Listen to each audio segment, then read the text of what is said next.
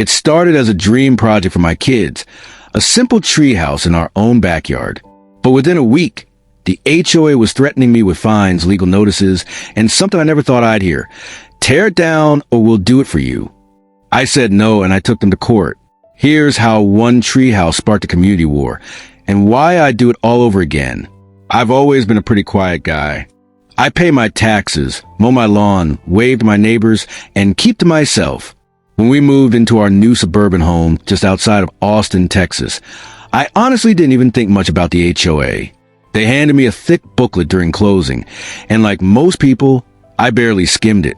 I just figured, don't paint your house purple, don't let your grass get too long, and everything's fine. The neighborhood was picturesque. Brick houses, tree-lined streets, kids riding bikes, American flags on porches. It was the kind of place you move to when you want to give your kids a better life.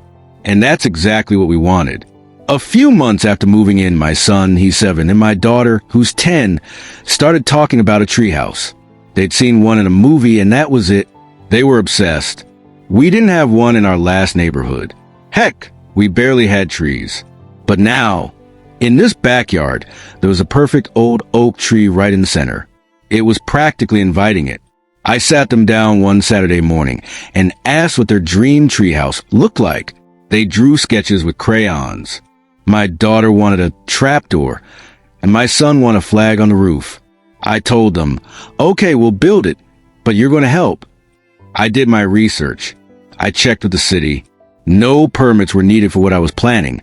A small, elevated platform with walls, a roof, and a little ladder. Nothing crazy. No plumbing, no electrical, just a good, old-fashioned treehouse. I even made sure it wasn't visible from the street, tucked deep in our backyard, and partially hidden by the tree's branches. We started building on a sunny Saturday morning. My kids handed me tools, held boards in place, and got more sawdust in their hair than I thought was possible. Neighbors walking their dogs would stop and smile. One lady even said, "Looks great." My kids are too old now, but they would have loved something like that. For a while, it felt like one of those golden family memories you hold on to for the rest of your life. I thought we were doing something simple, something pure. I had no idea that within a few days, I'd be labeled a rule breaker. The first letter from the HOA arrived exactly 1 week after we started building. It was printed on heavy, official-looking paper with the HOA's logo in the corner. The tone was formal, cold. It read, "You are in violation of the community guidelines regarding unapproved construction. Cease all building activity immediately." It referenced a section of the HOA manual that, when I looked it up, was vague at best. Something about unauthorized external structures. I'll admit at first, I was confused more than anything. The treehouse wasn't visible from a road. It wasn't on a shared fence line. It didn't impact anyone else's property. I thought maybe it was just a misunderstanding. So I did the reasonable thing. I emailed the HOA board. I explained what we were building, attached photos, and even included a copy of the city's response saying no permits were required. I politely asked what the issue was. 2 days later, I got a reply. It wasn't from a board member, but from a management company that the HOA had hired. They said the structure had to be removed because it had not been approved by the Architectural Review Committee. That was the first time I had even heard of that committee. I checked the HOA handbook again. It mentioned that any external modification or structure needed prior approval. But again, the wording was incredibly vague. It mentioned things like sheds, detached garages, patios. A treehouse wasn't explicitly listed anywhere. I figured, okay, maybe I jumped the gun. Maybe I should have asked for permission. So I did. I filled out their application, attached detailed drawings, and submitted everything they required. I even got letters from 3 of my neighbors saying they supported the treehouse and had no objections. A week later, my application was denied. No explanation. Just a checkbox marked, "Does not meet community standards." At this point, I was annoyed, but I still want to keep things civil. So I asked to attend the next HOA board meeting to plead my case in person. I figured if they saw I wasn't trying to be difficult, just a dad building something special with his kids, they'd understand. I showed up early to the meeting. It was held in a small room at the community center. Fluorescent lighting, plastic chairs, a whiteboard. There were 5 board members, all sitting behind a folding table with nameplates in front of them. I recognized a couple from around the neighborhood. They weren't unfriendly, but they weren't exactly warm either. When it was my turn to speak, I stood up and presented everything. The blueprints, the neighbor approvals, the city statement. Even photos showing how hidden the treehouse was. I spoke calmly, respectfully. I thought I made a good case. One of the board members leaned forward and said, "While we understand your intentions, we have to consider the precedent this sets for the neighborhood.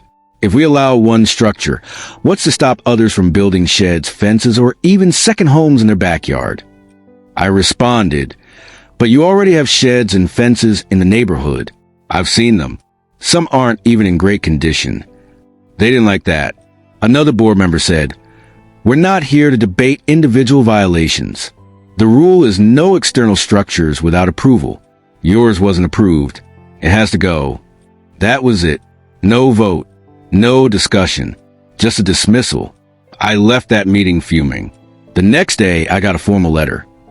"You are hereby instructed to remove the unauthorized structure within 7 days or face a fine of $50 per day until compliance is met.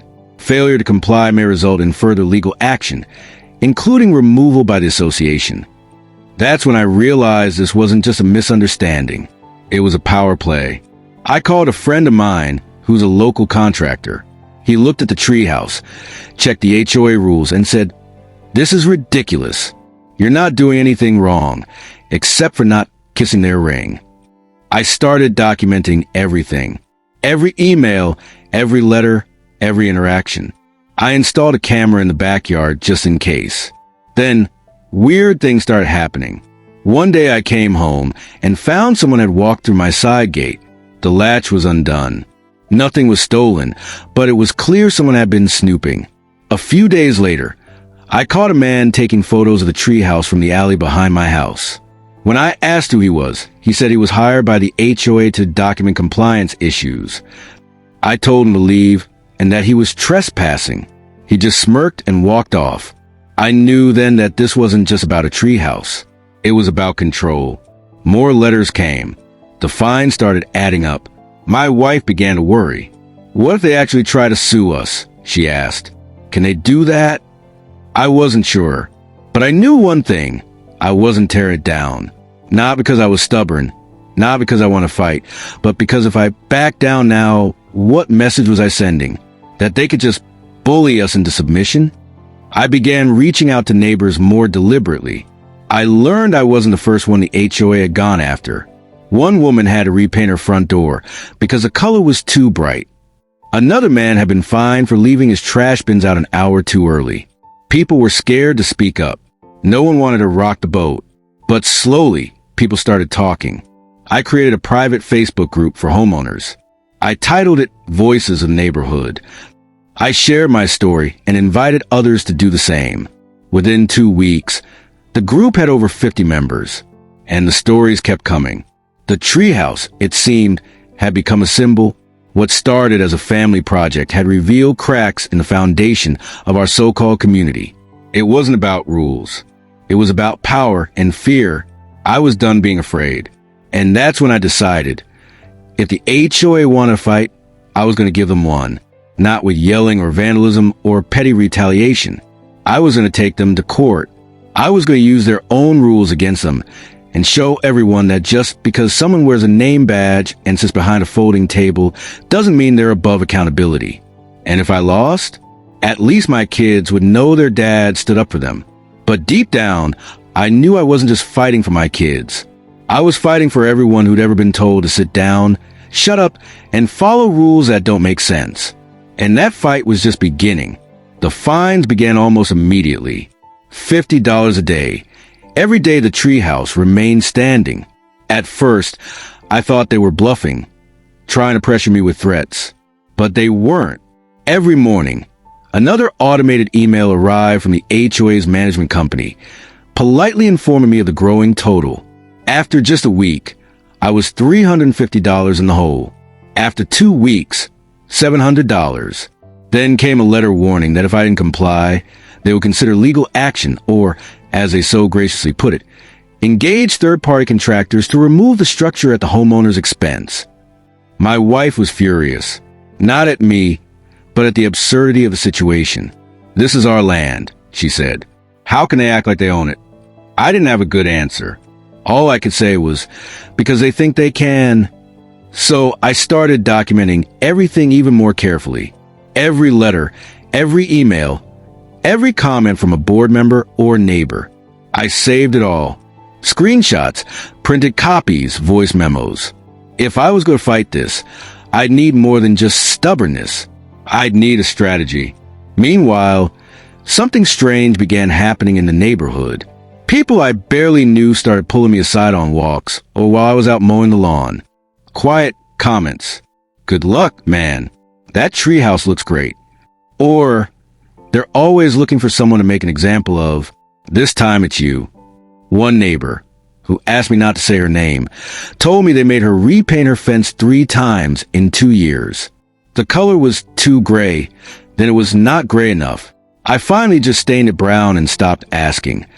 The more I talked to people, the more I realized that nearly everyone had a story, and nearly everyone hated the HOA, but no one wanted to say anything publicly.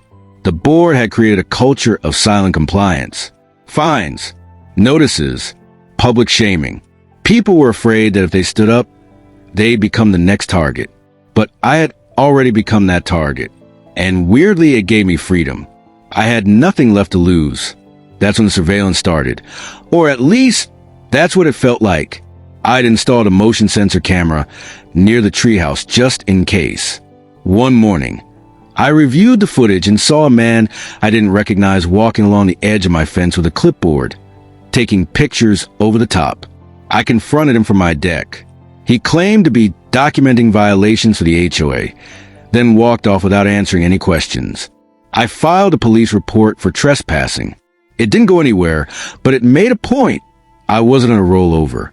The breaking point came when I caught someone inside my backyard. It was a Sunday morning, and I was taking out the trash. My side gate was open, wide open. I never leave it like that. I stepped into the yard, and there under the treehouse was a man with a phone in his hand, snapping photos.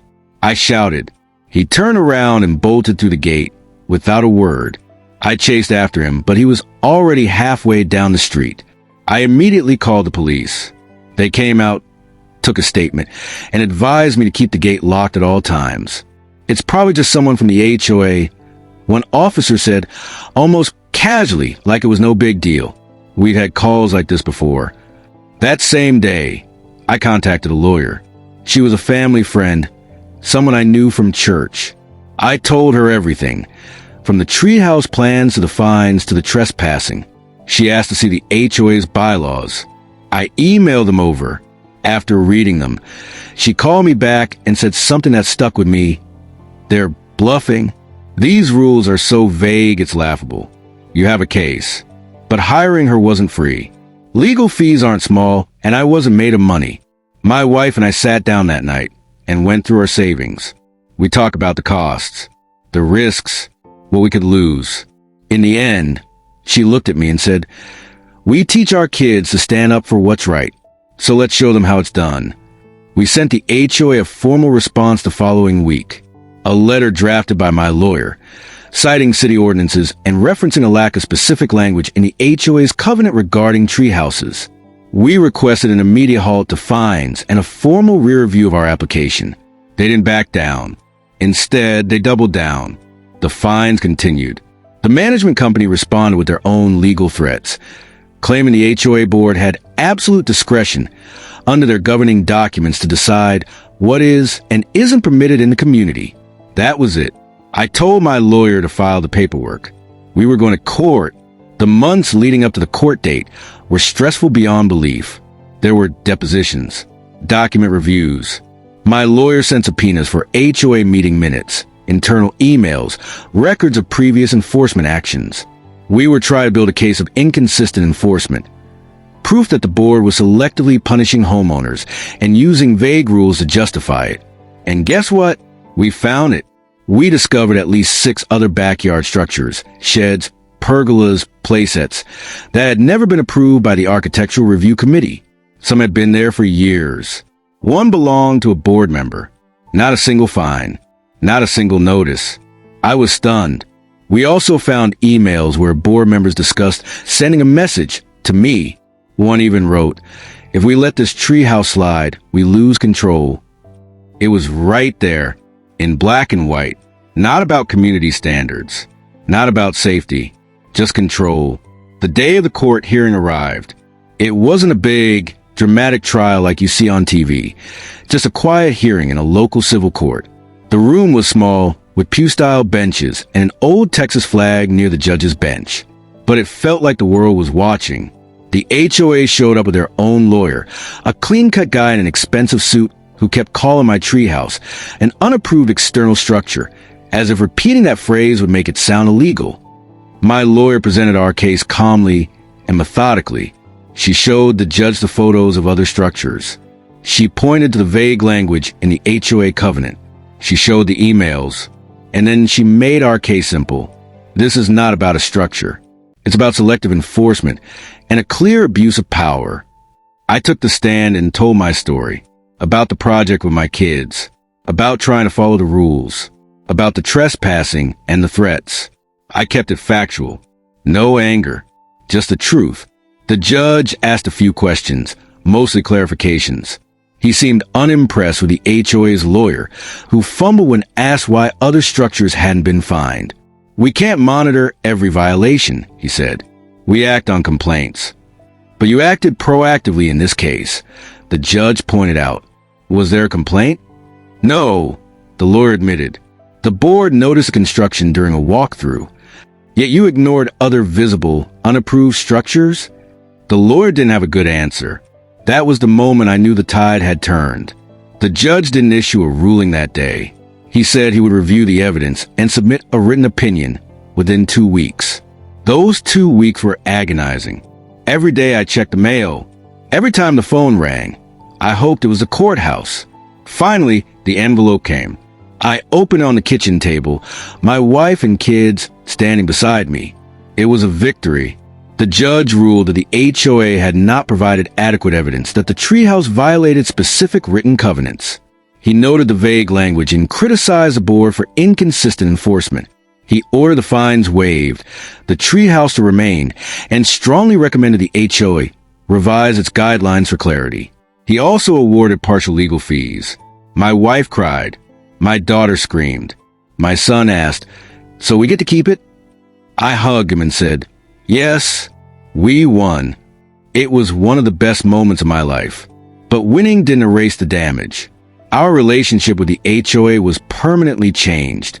The board never apologized. They never acknowledged their overreach. In fact, they held a special meeting a month later and pushed through a new rule explicitly banning tree houses going forward. That was fine. We weren't planning to build another one. But something else changed, too. Something better. Neighbors who had never spoken up before started showing up. They thanked me. They asked questions. Some wanted to run for the board. Others wanted to revise the bylaws. The culture of fear began to crack. I became the treehouse guy. The guy who stood up. And that was okay with me. Because what I learned through all of this is simple but powerful. When people abuse power, they do it quietly, expecting no one to challenge them. But when someone finally does, it's like flipping on a light switch. Others see it. Others wake up. And sometimes, that's all it takes to start something bigger. My fight started with 2 kids and a dream of a treehouse. It ended in a courtroom with a message. Rules matter, but only when they're fair, clear, and apply to everyone. And if they're not, you don't have to just accept it. You can fight back, and you can win. The verdict changed everything. The judge's letter, though brief, felt like a declaration of independence. It didn't just vindicate my decision to build a treehouse. It validated months of stress, doubt, and resistance. The HOA had overreached, and the court saw it clearly. The judge wrote, in almost elegant simplicity, that while homeowners associations have the right to govern aesthetics and safety, that power does not extend to vague, selectively enforced rules, especially when they're used to intimidate residents without clear, consistent precedent. We got to keep the treehouse. The fines were nullified. The HOA was ordered to reimburse a portion of our legal fees. Not all, but enough to take the sting off. And in the judge's final statement, he urged the board to revise its architectural guidelines with clear, enforceable, and evenly applied standards, a recommendation that may not have been binding but carried the weight of public accountability. The day the decision arrived, my kids had just come home from school. I remember standing at the kitchen counter, holding the envelope with shaking hands. My wife beside me. I read it silently once, then aloud. My daughter screamed and hugged me. My son, still trying to understand the gravity of it, just asked, "So the treehouse stays?" I nodded. He smiled like it was Christmas morning. We went into the backyard that evening, climbed up the ladder, and sat in the little wooden fort together. It was just as we'd built it, a simple structure of love, sawdust, and imagination. Looking down from that little platform, I thought about how something so innocent could spark such a serious conflict. And yet, now it was more than just a treehouse. It was a symbol of standing your ground when you believe in something. It represented patience, persistence, and yes, a little defiance, the good kind. Over the next few days, the community responded in ways I hadn't expected. A neighbor I barely knew left a note in our mailbox that read, "Thank you for standing up. We've all been quiet too long." Someone else slid a handwritten card under our door. "Your courage reminded us we still have a voice." People started stopping by more. They'd bring coffee, ask about the case, share their own experiences. One man told me he'd been fined for installing a solar light without permission. Another family said their kids weren't allowed to put up a basketball hoop because it disrupted visual harmony. Story after story poured out, like water through a crack in a dam. I realized that the HOA hadn't just lost in court. It had lost in the eyes of the people it was supposed to represent. Of course, not everyone was happy.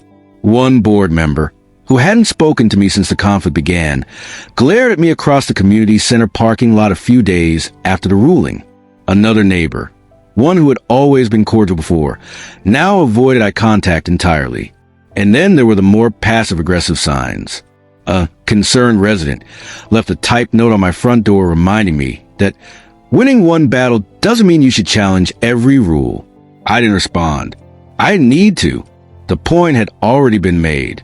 Within a month, the HOA held a closed-door meeting. I wasn't invited, but news travels fast in suburban circles.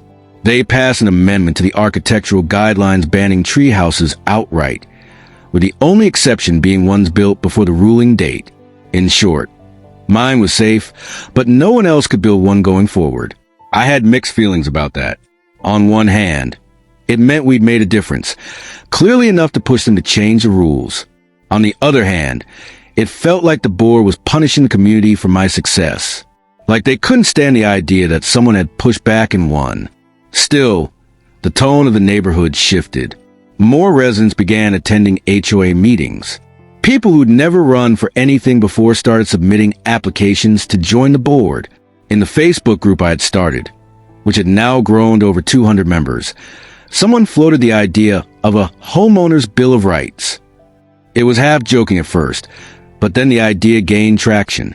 Someone else proposed term limits for board members. For the first time in years, people were paying attention. My wife and I debated whether I should run for board myself. I'd be lying if I said I wasn't tempted. But I knew I wasn't the right fit, not long term. I didn't want to manage pool maintenance contracts or argue about lawn ornament policies. I just wanted people to be treated fairly, to be heard, and maybe in some small way. I'd already done that. I stayed active in the background, helping neighbors navigate their own HOA issues, reviewing guidelines, even accompanying one woman to her hearing about a shed she'd built for her disabled son's medical equipment. We won that one too.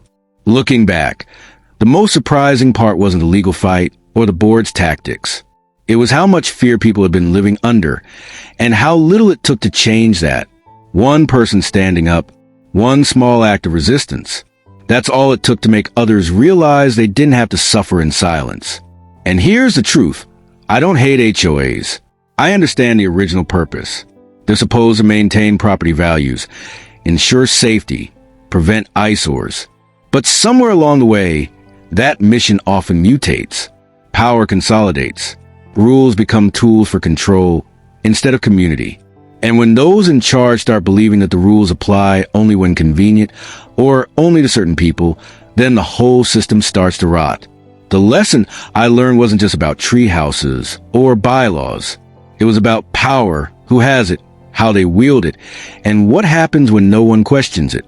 It was about remembering that ownership doesn't stop at the edge of your driveway. If you pay a mortgage, if you maintain your home, if you contribute to your neighborhood, you deserve a voice. You deserve respect. This experience also changed my kids in ways I didn't anticipate. They saw what standing up looks like. They saw their dad face pressure, uncertainty, even fear, and push through anyway. And now, when they climb into that treehouse, they know it's not just a place to play.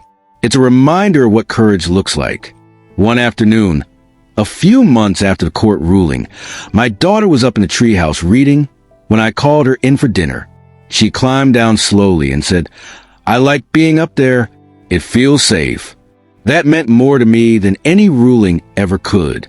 The treehouse, in all its simplicity, had become a sanctuary, not just for my kids, but for what it represented. A place built by love, defended with patience, and won with resolve. We still live in the same house, same tree, same backyard. Every now and then, a new neighbor moves in and asks about the infamous treehouse they've heard about. I smile and tell them the story, and they usually say the same thing in response. Good for you. But here's the thing I tell everyone who asks. I didn't fight just for the treehouse. I fought because I knew if I gave in, if I let them win, it wouldn't stop there. Today it's a treehouse. Tomorrow, maybe it's your solar panels or your garden or your right to hang a flag. You give an inch to unchecked power, and it will take a mile every time. So what should you take from all of this? First, always read the fine print. HOAs can vary wildly in their rules, their structure, and their enforceability. Know what you're signing up for when you buy into a community. Second, don't be afraid to ask questions. Just because a rule exists doesn't mean it's being applied fairly. Just because someone in authority says something doesn't make it law. Third, document everything. In disputes like these, paperwork and proof are your best friends. Keep records, stay polite, and never threaten. Let the facts speak for themselves. Finally, and maybe most importantly, don't back down when you know you're right. Not recklessly, not angrily, but firmly. Quiet strength can shake walls just as much as shouting ever could. I'll end this with a question, and I hope you'll take a moment to answer it in the comments. Have you ever had to deal with a power-hungry HOA, or a set of rules that just didn't make sense? Maybe you've sat on the board and seen the system from the other side. What do you think power should look like in a neighborhood? Should communities run on control or on trust? I'd love to hear your story. Because the more we talk about these things, the more we empower each other to live not just quietly, but with purpose. And if you want more stories like this, real stories of regular people standing up for what matters, make sure to subscribe. There's more coming, and I promise you won't want to miss what's next.